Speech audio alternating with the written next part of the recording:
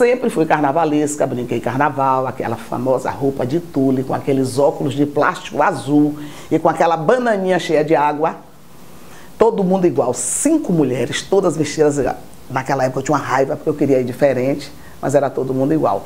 Seu Buico viajava para a Bahia, comprava um corte de tecido, mãe costurava todos os vestidos iguais. Até que aos 10 anos eu era muito pintona, jogava futebol na rua com os moleques. Dei para lascar os vestidos, vestido de arremate, de preguinha, de prega-palito. Ela resolveu fazer uns macacões para mim de mescla. Oh, felicidade, que liberdade de subir nos pés de paus. Então foi assim a minha infância.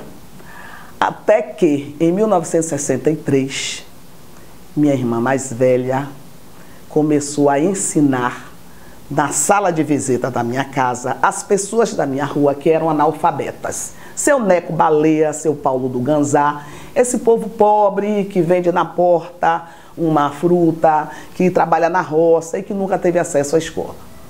Foi o período mais feliz da minha vida. Eu não sabia que eu ia ser professora depois.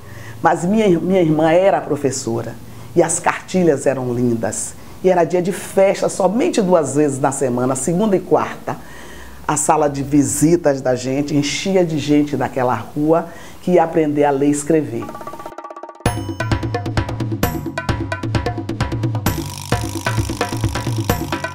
Pai, eu disse, eu não quero você metido com aqueles caras da linha 8. Você é professora, você compreenda, não vai sair um bloco nenhum. De jeito nenhum. Nada. Formei minha filha para poder sair no meio de um bocado de moleque? Não. Não, senhora. Não quero você metida com aqueles moleques da linha 8. Que era assim que o povo da Liberdade era chamado. Moleques da linha 8, que era a linha do bonde, né? E seu Buico, muito compenetrado, por ter uma filha formada pela Universidade Federal da Bahia em letras, né? Importante, ele não queria mais ver isso. Eu metida nessas coisas. Não, senhora, você está vendo que está sumindo gente todo dia aí, ditadura. Eu disse, se o senhor for o primeiro a fazer as suas coisas lá atrás. Não, senhora, eu quero ver filho meu metido nesse negócio. Bom, enfim. Aí eu recebo uma carta da turma do Ilhaê, de Aleomar, dizendo, aquele bloco que a gente tanto sonhava para falar de Mãe África. Na verdade, aquela turma que fundou o Ilhaê, ninguém estava tão preocupado, não tinha dimensão, né, da revolução que estava acontecendo, nem que aquele ato era um ato político da zorra, né? Não tinha essa dimensão. O negócio era o carnaval, nós queríamos ser carnavalescos, sairmos falando sobre África, né, levando os elementos africanos no corpo, no canto, na dança. Não passava disso, né? Só que foi a própria polícia que atiçou, antenou para isso, né? Quando pega vovô e pergunta quem é que está subvencionando, tarará, isso de vocês, pega Apolônio, porque a gente tinha que ir na Polícia Federal. Meu mestre sabe disso, né? Qualquer peça de teatro a gente tinha que levar na Polícia Federal e o bloco de carnaval também passava por isso, como os candomblés também passaram por isso, né? De pedir autorização para sair. Aí como é o nome do bloco? Poder Negro. Poder Negro? Não.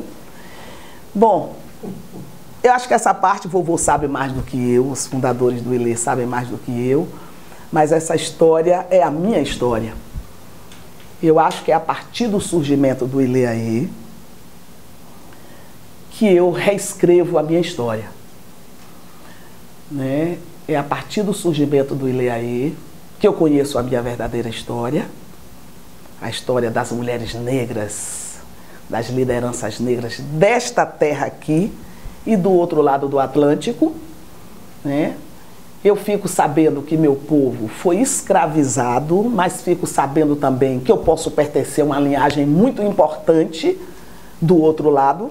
Meus ancestrais estão lá do outro lado e aqui também, né? Foi através do Ilê que eu conheci a minha história, foi através do Ilê que eu me senti mulher, que eu me senti bonita, que eu pude vestir colorido e me achar bela por isso, que eu pude dançar a minha dança, a dança dos meus ancestrais, que eu pude assumir a minha religiosidade e usar a conta do meu orixá no pescoço, sem vergonha nenhuma, sem medo de ser discriminada por conta disso.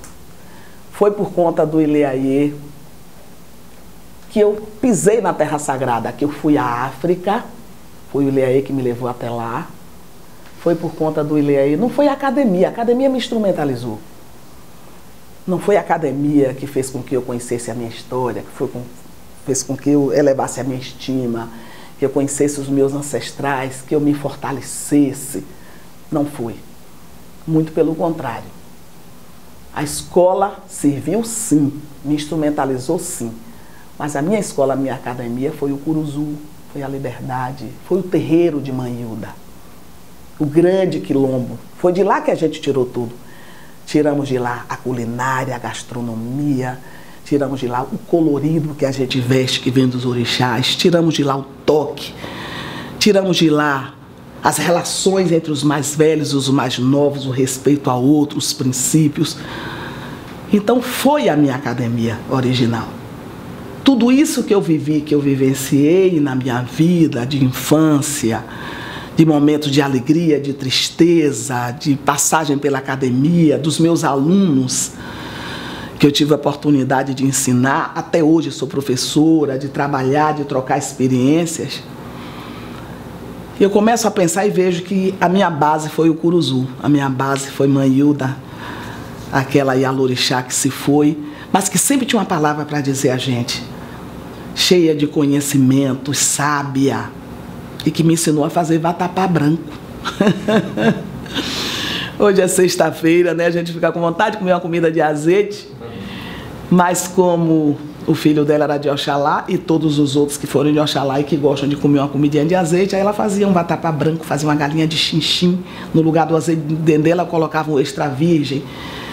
A mesma coisa, o caruru, você pode fazer com todos os condimentos, quer seja o caruru do recôncavo, que leva castanha, que leva amendoim, que leva farinha e tudo mais. Pode fazer com tudo isso e colocar um azeite de oliva, que o sabor não compromete. Muitas vezes o azeite de dendê não é tão gostoso, compromete o sabor da comida. Mas o extra virgem é muito difícil de comprometer, né? Então eu falava há pouco do... Aí fico me lembrando dela dia de sexta-feira, que ela fazia aquela comida deliciosa, tão generosa. Uma grande educadora. Por isso que existe a Escola Manhilda, que já tem acho que 25 anos. Ela me disse, minha filha, eu fico preocupada. Mãe de santo é realmente uma educadora. Eu vejo esses meninos aí, a Celina Pinho, o colégio, os meninos jogando gude na rua. Minha filha, eu digo, Manhilda, é porque a escola não está mais interessada. Mas minha filha tem aqui o barracão. Eles podiam vir para aqui fazer o dever. Uma filha minha acabou de se formar, não vai achar emprego. Então ela podia fazer uma banca com esses meninos. Você que trabalha com Edivaldo Machado Boaventura, que é uma pessoa muito especial para mim, arranje peça a ele umas carteiras usadas. E ele é o patrono da escola Manhilda, o doutor Edivaldo Machado Boaventura, aquela grande figura que disse, diga a ela que eu vou dar as carteiras se ela fizer uma galinha de cabidela para mim, que ele adora comer, guloso. E foi assim que ele entrou também na vida do Ileaê. Aí Manhilda fez uma galinha de cabidela para ele e ele arranjou umas carteiras usadas e hoje a escola foi uma grande referência. Então eu vejo também que o Ileaê também foi uma escola, né? Eu fiz educação lá dentro, eu me formei e tive a oportunidade de, fazendo as pesquisas todo ano dos temas do Ileaê, nós já percorremos quase todos os países africanos, as insurreições daqui do Brasil. Tudo isso a gente transformou em material pedagógico, tudo isso foi aprendizado para nós, para os compositores. Os blocos afro não são somente carnaval, a gente começou com essa proposta de sermos apenas carnavalescos. Mas, 3 anos depois, eu me vi com aquele mimeógrafo alto, fazendo apostilas na madrugada, vou dizer, eu não aguento mais, aqui tá cheio de menino. Porque os meninos começaram a perguntar na escola, quem é Dandara, quem é Zumbi, e Gangazumba, quem é? Provar no Curuzu, minha filha, vai lá no Ileaê e pergunte quem é e traga a pesquisa pronta. Chegava no Ileaê sem nenhuma estrutura, o que é que faz? Vovô disse, Arani, você tem que fazer umas apostilas aí, para poder distribuir para os meninos. Foi assim que tudo começou. A gente devolvendo isso, porque o professor faz assim, né? O meu nobre colega diz assim, vá pesquisar sobre África. A África é um continente com 60 e tantos países, né? Aí os meninos chegam, a gente veio aqui para pesquisar sobre África. Então o Ileaê foi se instrumentalizando. Temos biblioteca, temos material, o tema do bloco transformamos em cadernos pedagógicos do Ileaê, já tem mais de 60. E foi assim que a gente virou uma escola devolvendo para a própria escola formal o nosso material, que serviu de capacitação para professor, capacitamos os professores da Liberdade, e graças a essa cabeça, a essa força do Ileaê, a esse desejo de que a gente conhecesse a nossa própria história, que em 1985 o Ileaê fez um abaixo-assinado, uma Estela participou, Macota Valdina, todo mundo, e levamos para o CEAL, porque lá estava Ieda Pessoa de Castro, que é uma pessoa muito sensível à questão, e a Edivaldo Machado Boaventura e a Delzuíde Soares da UNEB, pedindo a inclusão da história africana nos currículos da escola. Salvador, em 1987, foi aprovada a inclusão, introdução ao estudo da história e das culturas africanas. Sou a criada aqui, foi uma das professoras que fez esse curso em 86. 87 fui para a África com PRVG por conta do trabalho que a gente fez. Aquela turma que foi com o Mário Kertz, com todo mundo. Eu tinha acabado de fazer o curso e nós implementamos essa disciplina em 1988, no ano do centenário da abolição, em 10 escolas estratégicas da cidade do Salvador. Então, Salvador saiu na frente antes da 10.600, nada, nós já saímos em 87.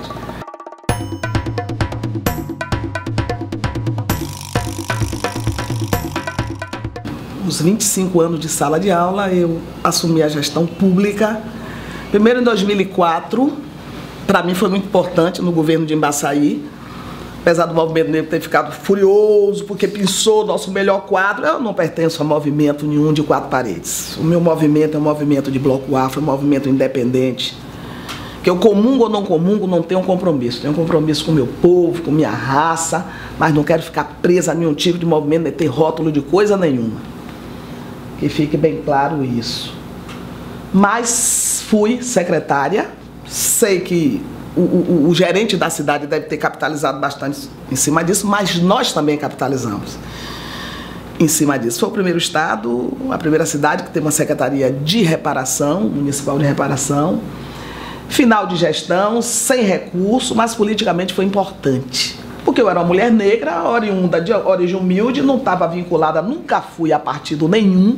Então eu tinha um nariz em pé, independência para circular no centro, na direita, na esquerda, em todo canto. Eles acham que esse artista é um devaneio, entendeu? Essa gente não tem os códigos de barra para pagar, que não vivem disso, que isso não é uma profissão, que isso não é uma produção, que isso não é um trabalho. Não tem dimensão. Então a cultura, por exemplo, não avança por conta da ignorância dos nossos gestores. Eu não acho que eles sejam tão burros assim não, porque na hora que tem um tango no mango, uma recessão, a primeira coisa que eles atingem é da cultura. Eles vão lá certinho, porque eles sabem que a cultura abre, a cultura marca a sua identidade, a cultura lhe deixa vivo, ela faz você ficar vivo, ativo, a cultura faz você fazer uma revolução. Então não é tão à toa, eles ignoram porque querem ignorar para fustigar, para acabar com a gente, mas eles sabem o que estão fazendo. Não é possível que a cultura seja contingenciada, é um crime.